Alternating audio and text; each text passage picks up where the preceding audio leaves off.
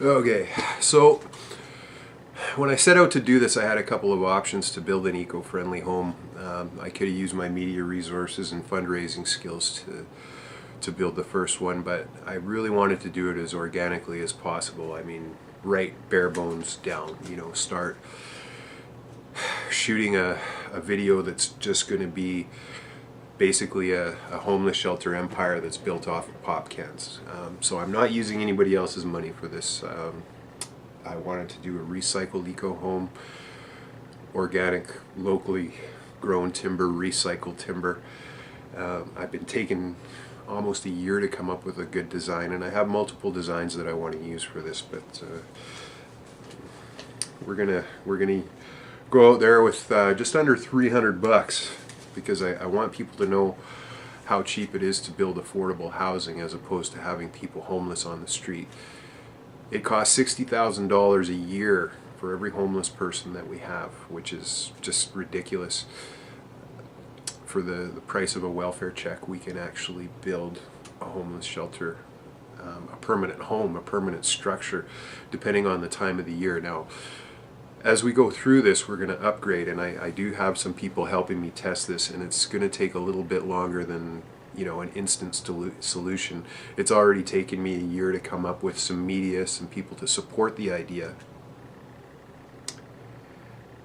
and to test some products at different times of year, because if we build a homeless or an eco shelter in Vancouver, it's going to be a lot different than where I am right now, which is about 700 miles away, and it's real cold here. It's about -10 today. So locally in Cranbrook they have a homeless shelter, but we want to get rid of temporary shelters. It's a horrible way for people to live. We want to give them actual homes, homes that people would enjoy vacationing in, for example. That's one of my ideas, is that we'll have people come out and they'll help build eco-friendly housing. Homeless children is a huge issue for me, especially since as an adopted person I can relate to a lot of child homelessness. You're out on the street,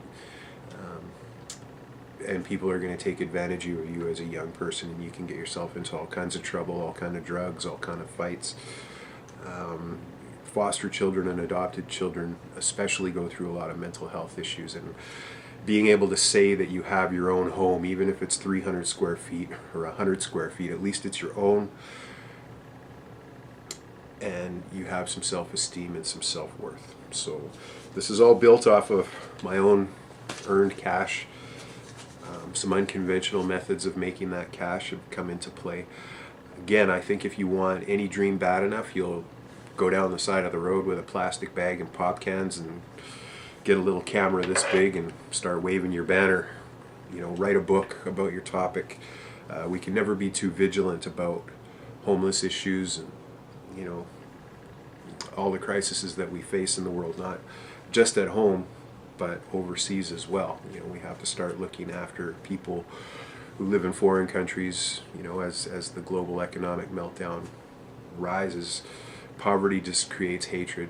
If your neighbor's starving, he's gonna hate you. So we'll be covering a lot of topics, but I'm off today to go and actually get the lumber for my first solar wind powered eco shelter, and I don't know where it's gonna end up, who's gonna be the first person to sleep in it, but it's been a year-long dream and I'm not giving up. And a special dedication to my sister Janet, who I found a year ago.